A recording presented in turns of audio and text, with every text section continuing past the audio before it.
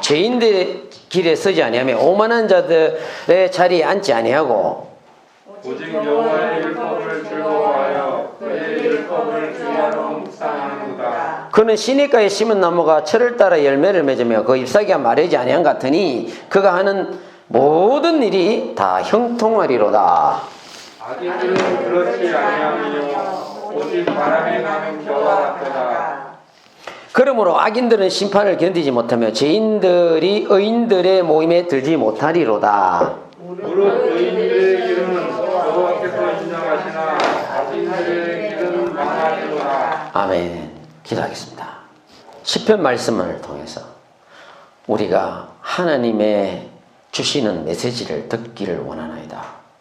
마음과 생각을 열어주셔서 시편, 이 어려운 시편을 잘 깨닫게 하옵소서. 예수 이름으로 기도 올려옵나이다. 아멘.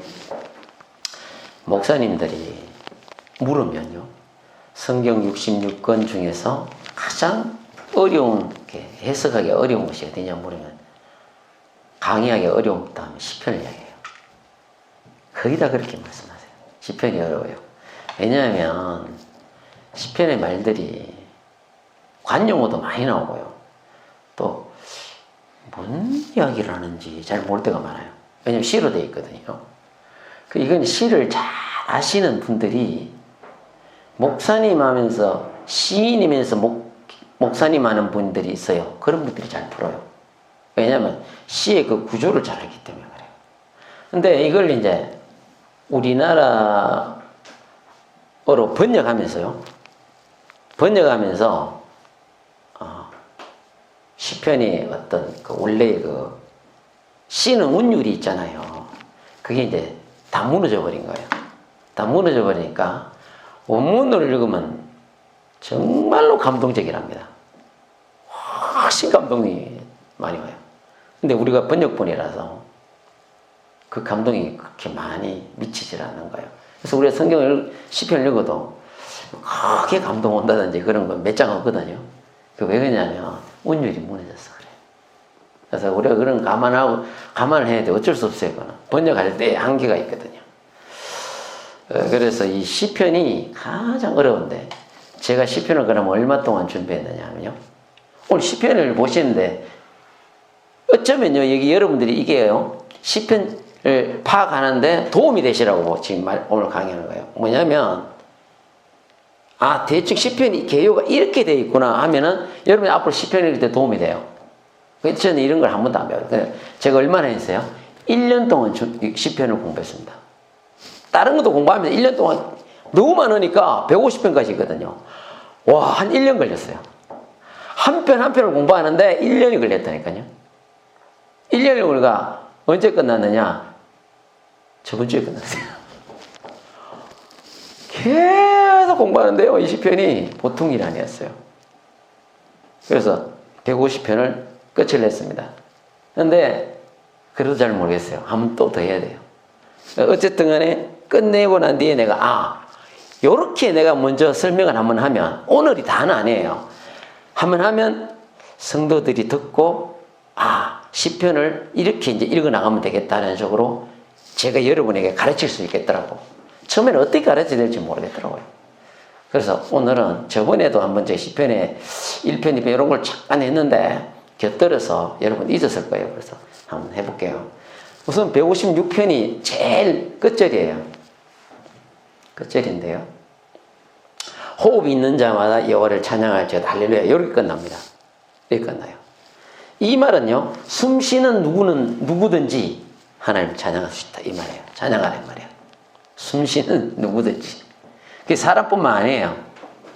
이 땅에 있는 모든 만물들이 다 하나님을 찬양하는 겁니다.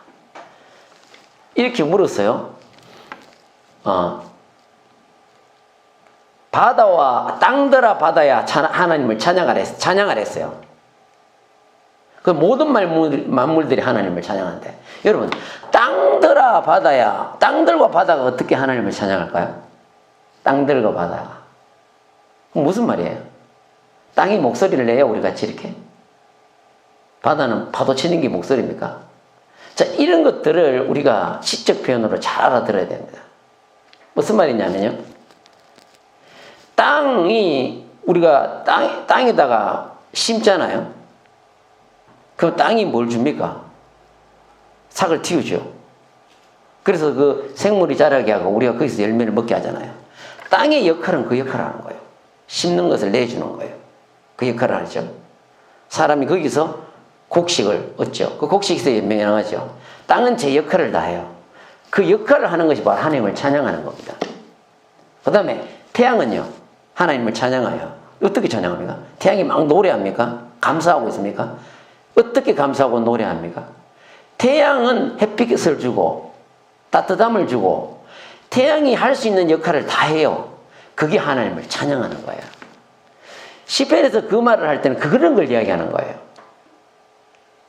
그리고 바다는 어떤 역할을 해요? 밀물과 썰물 역할을 반드시 해냅니다. 그걸 해내는 게 맞아요.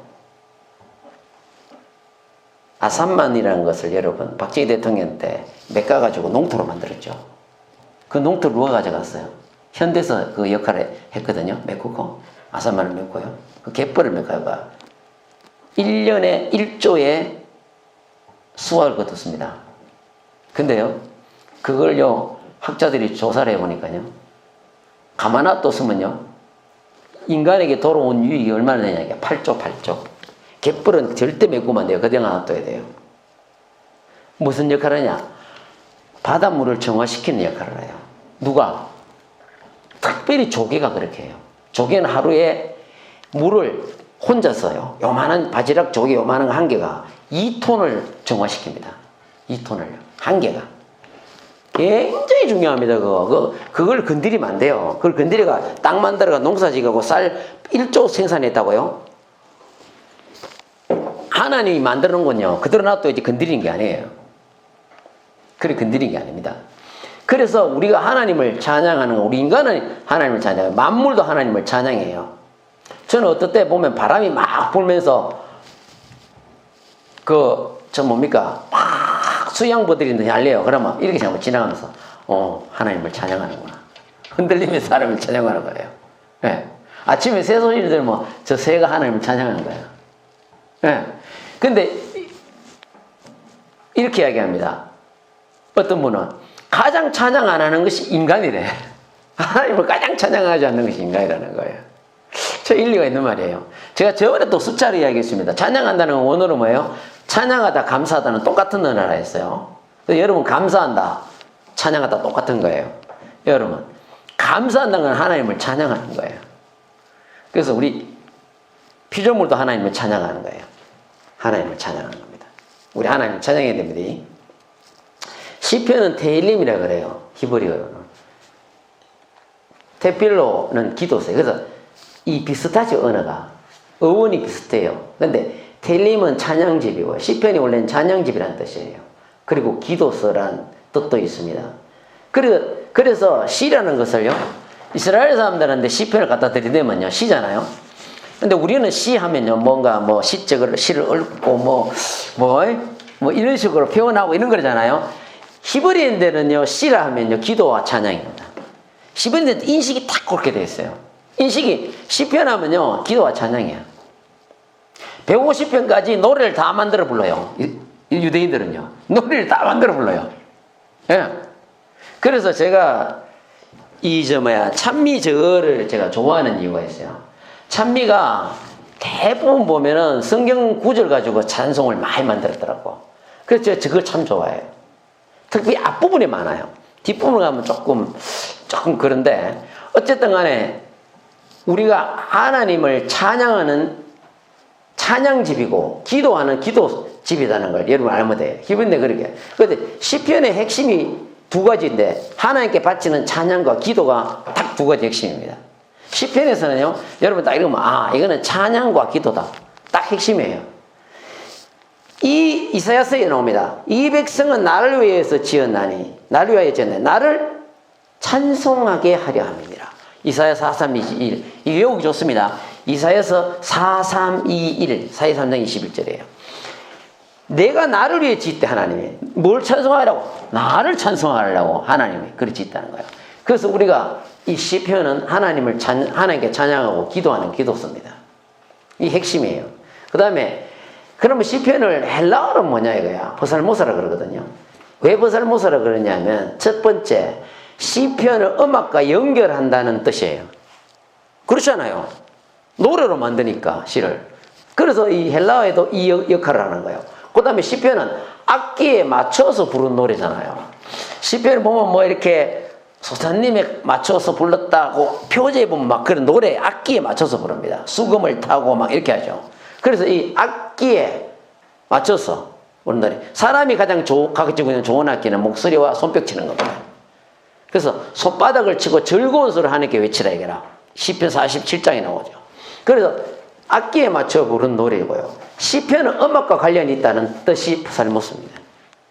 그래서 이 음악과 연결되어 있고 악기에 맞춰 부르는 노래라고 보살모사라고 그래요. 헬라에서는. 근데 중간중간에 보면요. 이 끝에 보면 갈로 쳐가지고 여러분 보시면 3장에도 있어요. 끝에 보면 셀라 해놨죠. 셀라라는 말이 나와요. 이게 뭐냐면 찬양 중간에 이 잠시 멈춤의 신호예요. 멈춤에서 팡파라예요. 하여튼 전 팡파라가 이렇게 뭐 잘 이해를 못하겠더라고. 이스라엘 사람 어떻게 했는지. 근데 잠시 멈추는 신호예요. 그렇게 마시면 돼요. 아니 요게 지나가면서 한번 설명을 해야겠더라고. 그 셀라 하는 게 많이 바로 쳐갖고 많이 나와요. 자, 그래서 딴 거보다 시편은 뭐라고요? 음악과 관련이 있다는 걸 기억하시면 되겠습니다. 시편에 우선 두 축이 있어요. 두 축이 있는데 하나는 찬양이고 하나는 탄식입니다. 시편을 읽어보세요. 읽어보시면요. 하나님을 찬양하는 기도가 막 나오면서 탄식하는 것도 많이 나옵니다. 어찌하여 나를 이렇게 버리셨습니까? 하면서 막 탄식하기도 해요. 그렇죠? 막 어찌하여 나를 그냥 막 탄식을 해요. 막 탄식을 하고 어느 때까지입니까? 막 탄식을 해요. 근데 막 하나님을 찬양하기도 기쁠 때도 하나님을 찬양, 슬플 때도 하나님을 찬양, 감사가 찬양이니까요. 감사하면 찬양. 그리고 이 왜 두 축이 찬양이냐면 하나님이 나와 함께 하신다고 느낄 때가 있거든요. 그때는 찬양이 나오죠. 하나님 나와 함께 하신다고 느낄 때. 막 어떨 때는 하나님 나와 막 진짜 함께 하신다고 느끼니까 막 찬양이 나오죠. 그죠? 그런데 어떨 때는 막 고통과 괴로움과 환란이 올 때가 있어. 그때 막 탄식하는 거예요. 우리는 막 하나님 도대체 이런 고통이 왜 이렇게 가지도 않고 이렇게 오랫동안 내게 머물러 있습니까? 고통스럽습니까? 그런데 보면은 다윗이 이렇게 하거든요. 어찌하여 나에게 언제까지니까 막 탄식해요. 개들이 나를 둘러쌌고 막 힘들어 죽어. 사울한테 쫓겨다닐 때도 막 그냥 그래요. 탄식이 두 가지가 있죠. 근데 여러분 야고보서에 뭐라고 했습니까? 야고보서에 너희 중에 5장 한번 보세요. 야고보서 5장 귀찮더라도 한번 봅시다. 야고보서 5장 히브리서 뒤인데요. 376페이지 5장 한번 보세요. 5장 13절 야고보서 5장 376페이지 13절 볼게요. 이걸 보시면 여러분들이 이제 성경에서 이야기하는 것이 딱 눈에 들어올 거예요. 13절 같이 읽습니다. 시작. 너희 중에 고난당한 자가 있느냐? 그는 기도할 것이요. 즐거워하는 자가 있느냐? 그는 찬송할지니라. 아멘. 보세요. 너희 중에 고난당하냐? 기도해라. 그리고 즐거워하는 자가 있느냐? 찬송해라. 여러분, 저는요, 예수님이 병자들을 만나고 뭐 사람들을 만날 때 보면은 단순해서 좋아. 이것도 단순하잖아요, 지금. 단순해잖아요. 예를 들어서 여러분 막 너희 중에 고난당한 자 있느냐? 그래. 그러면 40일 금식기도 철학기도 하고 내 앞에 오느라 그러질 않으시잖아요. 그렇게 하질 않잖아요. 왜요? 고난당한 자 그냥 기도해라 이거요. 단순하잖아요. 이게 얼마나 좋습니까? 복잡한 게 해놓질 않아요. 그리고 너희가 말이야, 너희 중에 즐거워하느냐 있냐? 그럼 찬송해라 이거요. 찬송도 찬양이 들어가니까 찬송해라 이거야. 얼마나 단순합니까? 이리 와요. 예수님도 자기한테 오는 자들에게요 많은 걸 요구하지 않으세요. 뭐 어떻게 하고 내게 오라 그런 거 없습니다. 예수님은 그냥 딱 하는 거예요. 뭐 원하냐? 너 떡이 원하다. 떠주는 거예요. 정말 예수님이 그래 그럼 한 40일 동안 기도를 해야 안 되겠나? 작정기도. 그러질 않습니다. 그 단순하다. 예수님은 그렇게 하신다니까. 복잡하게 그렇게 하지 않으세요. 그래서 여러분 고난 당하면 기도하고 즐거워하면 찬송하십시오. 그거 하나님 뜻이에요. 그래서 이거 보세요. 기쁠 때나 슬플 때도 하나님을 찬송하고 탄식, 고통, 괴로움 있으면 기도하는 거예요. 단순하게 가져가셔야 돼요. 이게 시편의 특징입니다. 크게 나눠서 이렇다는 이야기입니다. 그 다음에 이거 이제 나왔죠. 됐고요. 이건 됐고 시편을 보시면 1편, 2편, 3, 3편은 다윗 시가 아닙니다. 이건 무슨 말이냐면 다윗 시편은 몇 권이 되어 있는 5권으로 되어 있습니다. 전체가요. 1권, 2권, 3권, 4권, 5권으로 나눠져 있어요. 왜 5권 나눠져 있냐면 모세가 5경이거든. 그래서 5권 나눴는데 1권 안에 다윗의 시가 아닌 것이 3개 나오는데 1편, 2편, 3편, 3편이에요. 이거는 다윗의 시가 아니에요. 근데 1편, 2편은요. 전에 제가 이야기했는데 시편 전체의 서시입니다. 서시.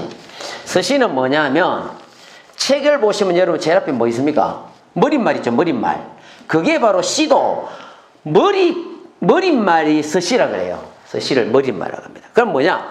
시편 전체가 이렇게 흘러나갈 것이다 하는 걸 보여주는 거예요. 설명하는 거예요. 그래서 1편, 2편은 복에서 복으로 끝납니다. 복 있는 자는 그렇게 해놓고 마지막에 또 복으로 끝납니다. 이게 시편이 이렇게 돼 있어요. 그래서 여러분들 1편, 2편은 뭐 전체의 머리글 같은 서시라는 걸 아셨네요. 윤동주의 서시 그거는요. 자기가 제일 앞에 머리글이랑 똑같은 거예요. 그래서 서시는 누구든지 쓸 수 있는 거예요. 어떤 사람 윤종도 서시하니까 이거 뭐 특별한 서시하는 게 제목인 줄 알더라고. 제목이 아니고 머리글 되는 시다 이 말이에요. 그걸 그렇게 된 거예요. 그걸 기억합니다. 자, 여기 보시면 1, 2편 시편의 1, 2편을 보시면 복 있는 사람은 이렇게 하고요. 마지막에 2장 12절도 다 복이 또 다 이렇게 끝납니다. 복에서 복으로 끝나요. 근데 여기 보시면 복을 대해서요. 우리는 복 하니까 어때요? 복 하니까 단어가 하나죠. 히브리는 안 그래요. 두 개예요. 달라요. 자, 이걸 잘 주시해 보세요. 시편 1장 1절의 복은 에세르라고 합니다. 이건 행복. 행복이라는 뜻이에요. 행복. 그래서 원문으로 읽으면 이렇게 됩니다. 복 있는 사람은 악인들의 꾀를 따르지 아니하면 이렇게 했는데 이렇게 돼 있어요. 이렇게 원문으로 따면 행복하여라 악인의 꾀를 따르지 않은 자여 이렇게 나옵니다. 행복하여라. 이거는 시편 1장 1절에 나오는 복은 행복입니다. 행복. 행복은 뭐예요? 물질적인 겁니까? 마음적인 겁니까? 마음이죠. 행복한 거는요. 이거를 율법을 즐거워하고 자, 이 행복은 어떤 행복이에요? 율법을 즐거워하고 주야로 그걸 묵상하는 자가 이 행복하다는 거예요. 여러분이 1장 1절에 복 있는 자에서 1장에서 나올 때에 재물이 많은 사람이 복이 있다 이 말 있습니까 없습니까? 이게요 여러분 기복신앙을 조심하세요. 우리나라 사람들은 기복신앙 좋아해. 목사님들도 이 복을 또 그렇게 재물을 많이 얻고 부자 되는 걸 연결시키더라고. 저 그 설교 많이 들었어요. 기독교 방송대 들어도 목사님 설교할 때 보면 이 복을 갖다가 재물 많이 얻는 걸로 시키더라고. 아닙니다. 조심하셔야 돼요. 이 복이 어떤 복이라고요? 뭐 1절 2절로 뭐 죄인들의 길에 서지 않는 거 그것도 복이라는 거야. 오만한 자의 자리에 앉는 거 그것도 복이라는 거야. 오만한 게 뭐예요? 남을 조롱하고 그런 거 아니에요. 남을 조롱하는 그런 자리에 서지 않는 게 복이라는 거예요. 그리고 여호와의 율법을 즐거워한다는 거예요. 그게 복이라는 거예요. 또 묵상하는 사람, 주의하는 묵상, 그게 복 있는 자라고 합니다. 돈 많이 벌고 재물 많고 부자 되고 좋은 차 다니고 그게 복이라 성경에 어디 있습니까 그런 게. 조심하라니까 그런 걸. 우리 목사님들이 그런 걸 가르쳐가지고 대부분 복 그걸 가르쳐가고 3중복, 5중복, 7중복 그거 조심해야 돼요. 예? 제가 말하는 거는 성경에 그렇다고 해서 아브라함도 거부지요. 물질적인 축복 많이 받았죠. 그러나 그런 거는 하나님이 역사를 따라오는 거예요. 그냥 따라오는 것이지 그거 자체를 복이라고 그러면 안 되는 거예요. 그래서 그거 조심하셔야 됩니다. 그런 거는 간증 들으면 뭐 제가 어때 누가 간증을 듣는데 간다. 자기가 간증 안 하는데 돈 버는 이야기만 잔뜩 하는 거야. 그래. 이 사람은 뭐 복을 돈 버는 것을 하네. 시편 1장을 잘 보세요. 이게 복이라고 성경이 이야기하지 않습니까? 예. 그래서 여러분들 이 절과 묵상하는 이 복입니다. 여러분들이 막 하나님 말씀이 즐거워, 읽으면서 즐거워, 그리고 읽어보니까 너무 좋아, 생각도 많이 해서 이 복이에요. 그게 복이라고요. 지금 여러분 이 설교 말씀 듣는 이 순간도 하나님 복인 거예요. 말씀을 들을 때. 우리 그런 걸 복이라고 생각하지 않습니까? 그리고 성경은 그걸 복이라는데. 창세기 12장 2절에 보면 아브라함 보고 하나님이 하면 너는 복이 될지라 그랬어요. 개역 한글에 보면 복의 근원이 된다 그랬어요. 복의 근원. 복의 근원이란 말이 더 좋아, 저는요. 근데 복이 될지라 했어요. 이 베라카예요. 단어가 틀려, 단어가. 이 뭐냐? 무릎 꿇다 그 뜻이에요. 원래 뜻이 무릎을 꿇는다는 거예요. 왜 무릎 꿇는다는 뜻이에요? 이거예요. 야곱이 자기 아들 위해서 기도할 거 아니에요. 축복 기도를 하잖아요. 그럴 때 아들들이 전부 야곱 앞에서 어떻게 합니까? 무릎을 꿇죠. 그 자세를 이야기하는 거예요. 그때 물어볼 베라크는 복의 근원, 즉 복을 주는 자다 이거야. 무슨 말이냐? 아브라함 니는 복의 근원이니까 복을 주는 자가 된다 이거야. 그 너를 저주하면 저주받고 너를 축복하면 너 축복받는다 이거야. 그러나 그 축복이 뭐예요? 복을 주는 자가 된다. 여러분도 복을 주는 자가 되세요. 복의 근원이 되시라고요. 아브라함은 그러는 게 아닙니다. 사람들에게 복을 주는 자가 되어야 되는 겁니다. 무슨 복이 제일 크겠습니까? 구원의 축복이지. 그 복을 주는 자가 되어야 되는 겁니다. 꼭 기억하세요. 그러고 난 뒤에 축복을 합니다. 축복을 하는데 야곱이 자기 아들을 위해서 축복할 때 뭐 재산 많아질 거라 뭐 그런 이야기보다는 그게 아니잖아요. 그 잘 읽어보세요. 그게 뭔가 뭐 좋은 이야기를 많이 하죠. 권능이 탁월하다마는 했는데 또 끊어지고 그 다음에 뭐 가지가 뻗어서 울타리를 넘어가고 뭐 그런 이야기를 많이 합니다. 번성하는 거 그런 복을 이야기하죠. 그 물질적으로 따라오겠죠. 그래서 그 베라카입니다. 아브라함 때죠. 시편 1절 에세르 행복이에요. 틀립니다. 시편 1절 읽을 때 이렇게 읽어야 됩니다. 행복하여라 율법을 즐거워하는 자여 이렇게 되는 겁니다. 원문은 그런 식으로 되어 있어요. 행복하여라 묵상하는 자여.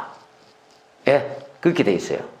이게 아주 그냥 복에 대해서 여러분 이게 정리하고 넘어가셔야 됩니다. 이게. 자, 이제 좀 넘어가서 이제 굵직굵직한 것만 좀 설명해 드릴게요. 시편이 이렇게 되어 있는 게 많다는 거예요. 근데 오늘 다 못해요. 너무 길기 때문에. 33편이 있는데 이거는요. 새해를 맞이할 때 부르는 노래예요. 33편은요. 딱 새해를 맞이할 때. 우리나라로 말하자면 새해가 언제입니까? 우리나라 인력으로 따지면 10월달 정도. 근데 이스라엘 인력으로 따지면요. 7월달이 되는 겁니다. 왜? 이스라엘은 4월달부터 원래 1월달로 시작하니까. 우리하고 조금 틀립니다. 근데 33편은 새해를 맞이할 때에 부르는 노래가 33편이에요. 그래서 우리가 왜 제가 이를 특별히 뽑았냐면 여러분이 성경 읽을 때 알고 읽는 거하고 모르는 노래하고 틀리잖아요. 알고 읽는 거하고 모르는 거하고 틀리잖아요. 알고 읽으면 이건 새해를 맞이할 때 부르는 거구나. 근데 여기 보세요. 33편 1절에 새 노래로 그를 노래하며 즐거운 소리로 아름답게 연주할지도 해놨죠. 그렇게 해놨잖아요. 새 노래로 그를 노래하며 즐거운 소리로. 그러니까 새해를 맞이해서 새 노래로 그를 노래한다 이거야. 근데 이렇게 해놓으니까 대부분 이렇게 생각합니다. 새 노래라고 나오니까 대부분 이렇게 생각합니다. 새 노래. 그럼 노래를 새로 작사 작곡해갖고 부르라 이 말이가? 그 말 아닙니다. 대부분 그렇게 받아들이는 거예요. 그 말 하는 게 아니에요. 노래 새로 작사 작곡해갖고 부르라는 게 아니고 그렇게 하지 말라는 이야기 또 아닙니다. 노래 새로 작사해서 부르면 계속 그래 돼야지. 근데 여기서 원하는 거는 히브리인들의 관념은 뭐냐? 성경에서 말하는 건 뭐냐? 하나님의 현존하심, 하나님이 지금 살아서 우리와 함께 하심에 기뻐서 부르는 노래를 새 노래라고 합니다. 하나님이 나와 함께 하시다 이게 살아계셔서 그게 기쁘고 즐거워. 그래서 부르는 노래를 새 노래로 이렇게 이야기하는 겁니다. 성경에서 이야기하는 것은 하나님이 나와 함께 하기 너무 기뻐. 여러분 그 대표적인 사례로 다윗이 언약궤를 갖고 들어오면서 어떻게 했어요? 너무 기뻐. 하나님이 나와 함께 하시는데 언약궤는 하나님이 상징하죠. 나와 함께 하잖아요. 너무 기쁘니까 그 많은 백성들 앞에서 채통이고 위신이고 왕의 채통 위신이고 다 던져버리고 막 덩실덩실 춤을 춰요. 막 신나게 춤을 추니까 바지춤이 흘러내려가는 것도 모르고 춤을 췄다는 거예요. 바로 다윗이 그렇게 했다는 거예요. 이게 뭡니까? 그게 바로 새 노래를 부르는 자세입니다. 자세. 하나님이 너무 기쁘고 즐거운 거야. 여러분도 우리에게도 이런 게 좀 있어야 돼, 그죠? 막 하나님이 즐거워하고 기뻐하고 막, 그죠? 예배 말고 평소에도 그래야 된다는 얘기예요. 그래서 명령을 4가지를 나옵니다. 이 33편에 보면 즐거워하라, 감사하라, 찬양하라, 연주하랍니다. 이걸 기억하셔야 돼요. 여러분, 우리 새 노래를 부른다는 자세는 바로 이런 자세를 이야기하는 겁니다. 그 여러분들이 새 노래를 부르면 여러분들이 평소에 생활할 때, 예배뿐만 아니라 평소에 생활할 때 하나님을 즐거워하고 여러분이 감사하신다는 것은 뭐예요? 하나님이 기뻐한다는 건 뭡니까? 새 노래를 부르는 겁니다. 새 노래를 부르는 거. 그 다음에 51편은요, 제가 넣을까 말까도 넣었는데, 다윗의 참회시예요. 다윗이 죄 짓고 난 뒤에 회개한 시가 51편이에요. 51편입니다. 딱 회개할 때. 정말로 회개를 잘했어요, 이거. 근데 가장 대표적인 참회시인데요. 여기 보면 여러분 51편 한번 보세요. 51편 한번 보세요. 한번 펴보세요. 51편에 펴보시면 17절 한번 보실래요? 17절. 17절 한번 보세요. 17절, 이제 17절이 끝부분이에요. 이제 17, 18, 19까지 있거든요. 근데 이제 끝부분 넘어가는데, 자, 읽어봅시다. 시작. 하나님께서 구하시는 제사는 상한 심령이라. 하나님이여 상하고 동요하는 마음을 주께서 멸시하지 아니하시리라. 예. 우리가 이게 이제 보면 상한 심령이란 말이 나오거든요. 주님은 제사를 기뻐하지 않으실 것이라. 그렇지 아니하면 내가 들었을 것이라. 주는 번제를 기뻐하지 않는다. 이 무슨 말이냐면, 번제를 기뻐하지 않는다는 말은요, 하나님 제사를 기뻐하죠. 근데 이 무슨 말이냐면 이런 거예요. 통회하지 않으면서, 참여하지 않으면서 제사만 드리면 뭐하냐 이거예요. 그래서 다윗이 하는 말이 뭐야? 상한 심령이라. 이건 상한 심령이란 말은요, 깨떨어진 마음, 그 말입니다. 깨떨어진 거예요. 완전히 회개할 때 우리 마음이 박살나는 거예요. 그래서 깨떨어 산산조각내다, 그런 뜻입니다. 완전히 하나님 앞에 우리가 마음을 가져갈 때요, 마음이 가져갈 때 열리려면 깨어질 때 열려지는 거예요. 완전히 산산조각 나야 됩니다. 깨어질 때. 그래서 상한 심령이, 하나님이 이걸 원한다는 뭐야? 우리 마음이 열려져야 된답니다. 열려지는 건 어떤 거예요? 깨어지는 겁니다. 회개할 때 그렇게 깨어지는 거잖아요. 그래서 이게 뭡니까? 이 깨어진다는데 하나님 은혜가 들어온 통로가 됩니다. 다 깨어지면요, 마음이 열려지거든요. 그때 하나님 은혜가 확 밀려 들어오는 거예요. 그래서 우리에게는 그런 것이 필요한 거예요. 그게 필요한데 대부분 그래서 51편은 그 시다는 걸 기억하시고요. 그 다음에 보시면 110편요. 자, 넘겨볼게요. 110편 또 넘겨보세요. 110편이 왜 또 중요한 시냐면, 자, 보겠습니다.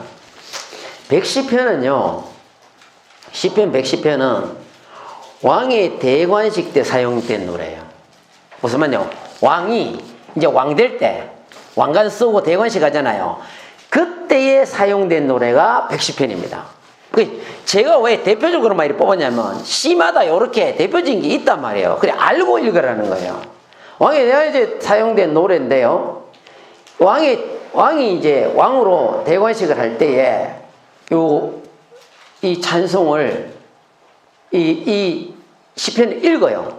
아까 그 신년에 이거 있잖아, 신년에 한다고 그랬잖아. 이 시를요, 새해를 맞을 때 이 찬송을 읽고 노래로 부릅니다.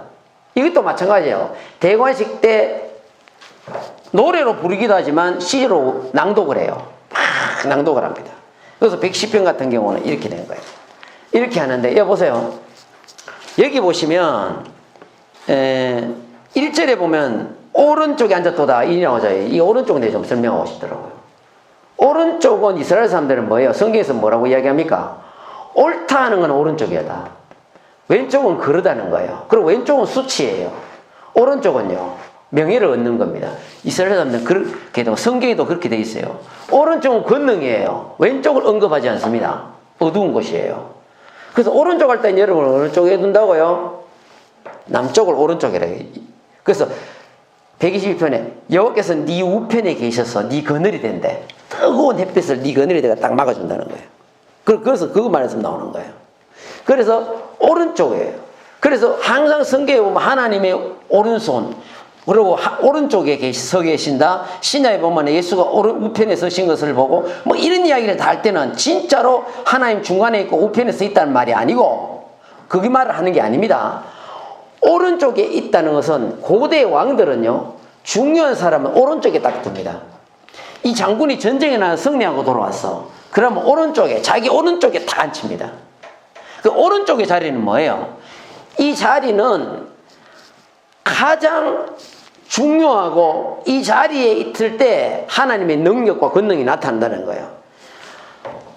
우편에 서 계신 것을 보라 하니까 하나님 중간에 있고 예수님 오른쪽에 있고 왼쪽에 성령이 있다. 그 말은 절대 안 해.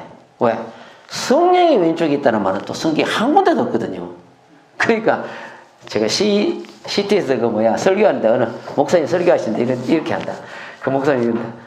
여러분, 하나님은 중간에 계세요. 보좌에 앉아 계십니다. 예수님은요, 우편에 있죠. 삼위일체 하나님은 우편에 있죠. 근데 성령은 왼쪽이란 말을 못하는 거예요, 이 목사님이. 그 제가 무슨 말 할까 자세히 들어봤거든요. 들어보니까 우리 마음에 계십니다. 이렇게 이야기하더라고.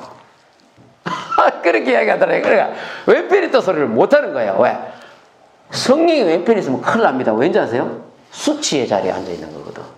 큰일 나는 거예요. 그러니까 그렇게 이야기하는 거죠. 여러분, 이 오른쪽 왼쪽은 그걸 이야기하는 게 아닙니다. 보세요. 이게 뭐냐면 오른쪽에 있다는 것은 예수 그리스도가 만왕의 왕이라는 걸 상징하는 거예요. 자, 하나 더 보여드릴게요. 이거 또 나와요. 뒤에 또 나옵니다. 이거 더 쉽게 설명해 드릴게요. 자, 신약 110편은요. 신약에서 시편은 가장 많이 인용했던 시편이 어디냐? 110편이에요. 이게 왕들의 대관식 때도 사용하지만 신약에서 가장 많이 인용하는 겁니다. 그 왕들의 대관식을 갖다 신약이 왜 이렇게 많이, 여러분, 그 내 주위에게 말하기를 너는 뭐 내 발판에 오른쪽에 앉아. 이거 사도행전 나오고 여러 군데 나오잖아요, 신약에요. 왜 나오냐? 예수가 바로 만왕의 왕으로 온다는 걸 이야기하는 거예요. 그 구속사를 이야기하는 거예요, 110편은. 예수가 만왕의 왕이라 이거야. 신약에서 가장 많이 인용하는 시편은 몇 편이다? 110편. 꼭 기억하세요. 110편이에요. 그래서 이어가 나오잖아요. 여호와께서 내 주에게 말씀하면 내가 네 원수들로 네 발판이 되게 하기까지 너는 내 오른쪽에 앉아있으라 하셨도다. 그러면 직접 여호와 한 분 따로 있고 예수가 아들이라고 그래갖고 오른쪽에 따로 앉아있으라는 이야기예요? 아니에요. 이 구절은 그걸 이야기하는 거 아닙니다. 그럼 오른쪽에 앉아있으라는 말은 무슨 말을 하는 겁니까? 무슨 말을 하는 거예요? 이거예요, 이거. 이제 정확하게 나오죠. 하나님의 전능을 나타낼 때 오른쪽이라고 이야기합니다. 전능하심을 나타낼 때. 그 다음에 가장 중요한 거 두 번째 한번 볼게요. 두 번째 같이 읽어봅시다.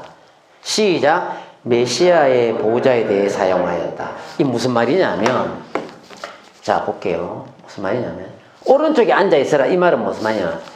바로 예수께서 육신의 몸을 입고 오는 메시아다 이거야. 그걸 오른쪽에 앉아있다는 표현으로 쓰는 거예요. 꼭 기억하세요. 유대인들도 다 그렇게 알고 있습니다. 유대인들도 오른쪽에 앉아있다면 하나님 중간에 예수님 우편에 있다는 걸로 절대 기억하지 않습니다. 오른쪽에 앉아있다는 것은 예수께서 뭐예요? 메시아다 이거야. 메시아의 보호자에 대해서 사용될 때 이 오른쪽이라는 말을 씁니다. 꼭 기억하세요.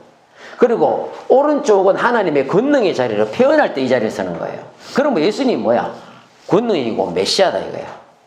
그쪽으로 온다는 걸 기억하는 거예요.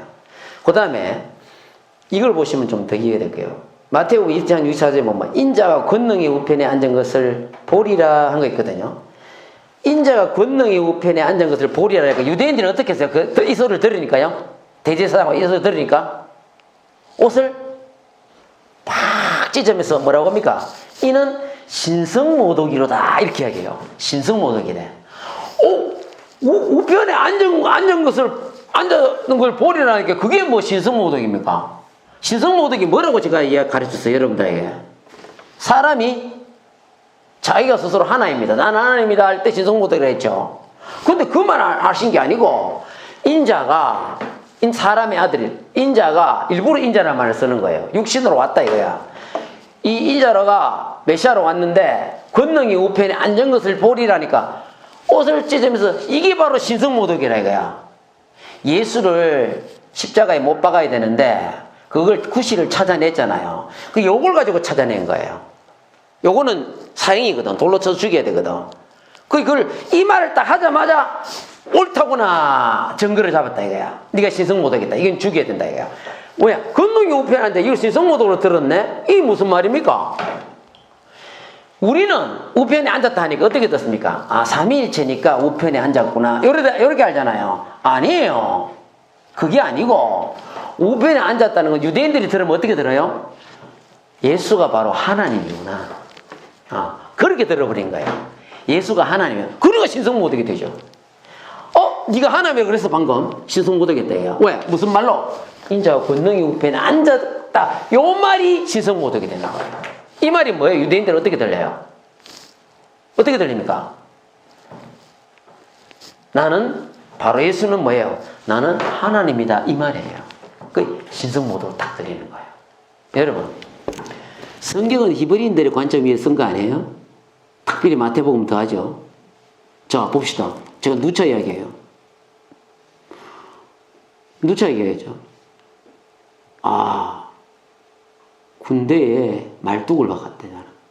그 사람 이상하게 말뚝을 박았대. 그럼 무슨 말입니까 이게? 말뚝을 박았단 말이에요. 남자들은 대반 알아요. 뭔 말입니까? 기분이 아시잖아요. 무슨 말인지 아시죠? 이 사람 제대 안 하고 하사로 진급했다는 이야기 안 해요. 군대에 그냥 계속 있겠다는 이야기잖아요. 그럼 우리는 안단 말이야. 그 관용어거든요. 그럼 이스라엘 사람들한테 가져갖고 그 말 해보세요. 알아듣는가? 못 알아들어요. 말뚝 박았다면 이렇게 합니다. 그 사람이 진짜 말뚝 가지고 이렇게 박았나 보다. 이렇게 알아요. 그죠? 이 말을 우리가 들을 때 우리는 권능이 우편했다니까. 하나님 따로 앉아있고 중간에 앉아있고 예수님이 따로 앉아있고 삼일체로. 그게 삼일체 나와버린 거예요. 근데 이스라엘 사람 딱 들으면 뭡니까? 권능이 우편에 앉았다? 이 자리는 누가 앉는 거예요? 바로 메시아로 오신 그 하나님 예수 그리스도만 앉아있습니다. 그 자리에 있다 그런 건 뭐예요? 권능 옆에 앉는 건 하나님 외에 아무도 못 앉아. 이스라엘 사람들 관념은 그래요. 아무도 못 앉아. 근데 예수가 딱 앉아있다가 이거. 그럼 네가 하나님을 했다 이거. 네가 네 스스로 하나님을 했다. 이제 사형할 사형이다 이거. 구실을 찾았다는 거야. 돌로 쳐 죽이는 게 이거는. 십자가에 못 박아야 돼. 못 박아서서 이제 되는 거야. 이제 구실을 찾은 거야. 되는 거야 이제. 마태복음 26장에는 거기는 예수님이 이제 빌라도 앞에 끌리고 할 때거든. 그 이제 찾았다는 거야. 찾았다는 거야. 기억하세요. 이걸 찾았다는 거예요. 그래서 이거는 우편에 있다는 것은요, 메시아의 보호자에 대해 사용하는 거예요. 하나님의 전능하심을 나타내는 거예요, 이 자리는. 그래서 예수가 하나님이야. 바로 예수 그리스도는 살아계신 하나님이라는 걸 나타내는 겁니다. 보세요. 이거 한번 보세요. 이에 대지상이 자기 옷을 찢으면 찢는다 하잖아요. 이르되 그가 신성모독하는 말을 하였으니 어찌 더 정의를 요구하려. 보라, 너희가 지금 이 신성모독하는 말을 들었도다. 두 번 나오죠, 신성모독하는 말이. 이 말이 무슨 말입니까? 성경이 두 번 나오면 강조하는 거예요. 분명히 했다 이거야. 누가? 예수가. 어떤 말을? 지가 스스로 하나님이라 했다 이거야. 지가 스스로 하나님이라고 했습니까? 그 말 안 했어요. 인자가 권능이 우편에 앉으리라. 이 말도 안 해서 이스라엘 사람들은 딱 끌어들이는 거예요. 권능이 우편에 앉았다는 건 바로 하나님이거든. 여호와 하나님이거든. 그러니까 이거는 사형이다 이거야. 신성모독하는 거 두 번이나 강조. 일부러 두 번 강조하는 거예요. 강조하기 위해서 두 번 이야기하는 겁니다. 그래서 제가 이거 보면서 우편이라는 말에 속으시면 안 됩니다. 삼일체 아니에요. 자, 우리 이거 마지막인데 같이 한번 읽어볼까요? 150편. 그러지 말고 150편을 우리 교도가 끝냅시다. 150편이 한번 보세요. 150편이 마지막인데요. 보고 끝내. 시편 이게 이 개요만 했는데 다음에 할 때는 조금 더 많이 나와요. 150편. 150편 한번 볼까요?